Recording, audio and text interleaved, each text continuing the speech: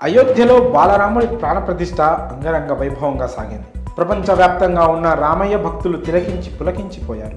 ఈ మహత్తర ఘట్టం కోసం కోట్ల మంది ప్రజలు దాదాపు 500 ఏళ్లుగా ఎదురు చూశారు. జనవరి 22న ఆ మహత్తర కార్యం అట్టహాసంగా ముగిసింది.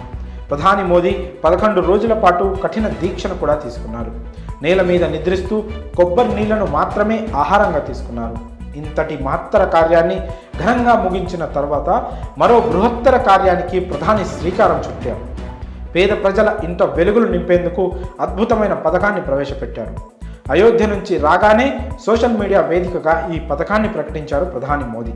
ఇప్పటికే దేశ ప్రజల సంక్షేమం కోసం ప్రధాని పేరిట చాలానే సంక్షేమ పథకాలు ఉన్నాయి. ఆ జాబితాలోకి మరో కొత్త పథకం చేరనుంది. అన్ని పథకాలతో పోలిస్తే ఈ పథకం మరింత ప్రత్యేకమని చెప్పాలి. ఎందుకంటే ఈ పథకాన్ని ఆ అయోధ్య రాముడికి ముడిపెడుతూ ప్రధాని మోదీ ప్రారంభించనున్నారు.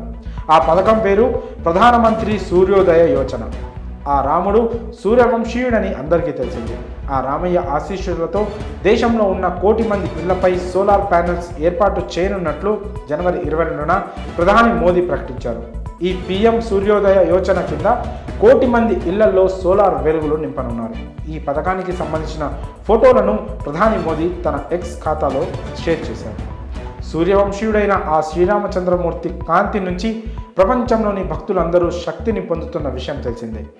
ఈరోజు అయోధ్యలో జరిగిన ప్రాణప్రతిష్ఠ సందర్భంగా దేశంలోని ప్రజలు తమ ఇళ్ల పైకప్పులపై సొంత సోలార్ ప్యానెల్స్ కలిగి ఉండేలా నిర్ణయం తీసుకున్నామని, ఈ నిర్ణయం తమకు మరింత ఆనందాన్ని ఇచ్చిందని అన్నారు. తాను అయోధ్య నుంచి రాగానే తీసుకున్న మొదటి నిర్ణయం ఇదని, 1 కోటి మంది ఇళ్లపై సోలార్ ప్యానెల్స్ ఏర్పాటు చేయడమే లక్ష్యంగా ప్రధానమంత్రి సూర్యోదయ యోజన పథకాన్ని ప్రారంభించబోతున్నాం అంటూ ప్రధాని మోదీ వెల్లడించారు.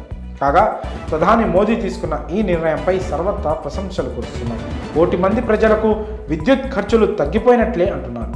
అలాగే పర్యావరణానికి కూడా మేలు చేసినట్లు అవుతుందని విషయాన్ని గుర్తు చేస్తున్నారు.